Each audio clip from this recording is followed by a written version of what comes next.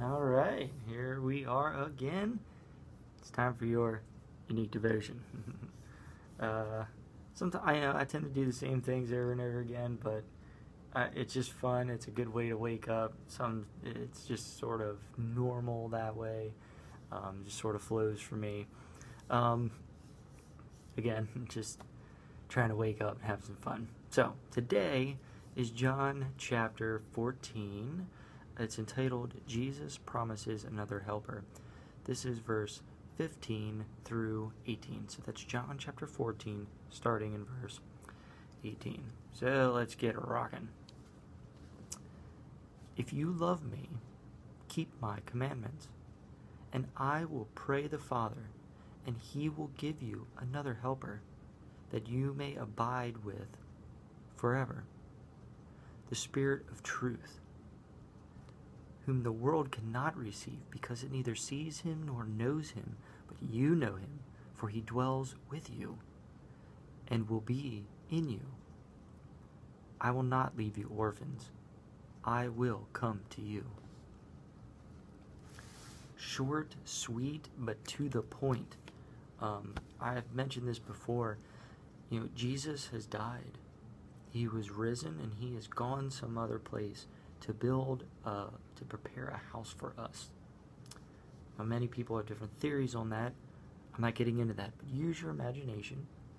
Use what you've read in the Bible, and if you haven't, that's okay. Just know that he's off building a beautiful place for you, and he will return one day. But in his place, in his stead, he's left us with the Holy Spirit. Here they say the Spirit of truth. They're kind of one and the same. Maybe more, to me, I get it more as a strong aspect of the Holy Spirit. Truth being a part of it, but most of the whole, because as the truth is revealed to you in your life, things become easier and more prevalent. Love, it gets easier to love. Love is sort of an encompassing word, but loving people, loving places, loving things, loving yourself. And I don't mean in a vain way, but in a truthful, soft, caring way, if that makes sense. So the thought today is the Spirit of truth, or the Holy Spirit, is not something you gain. You can't level up in the Holy Spirit, but rather he is revealed to you.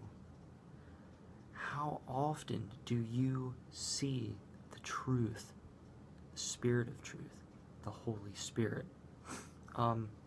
Real quick, I don't want to ramble on too much, but for me, when I read the newspaper or when I see the news, you really have to be careful that you're not building your entire world based solely on that information, because they're not always 100% accurate, and they're definitely not always giving you the full story.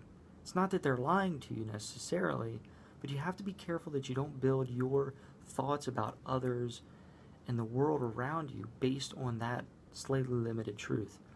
One that's really big for me, and then I'll leave you with that, is people and what they think about me.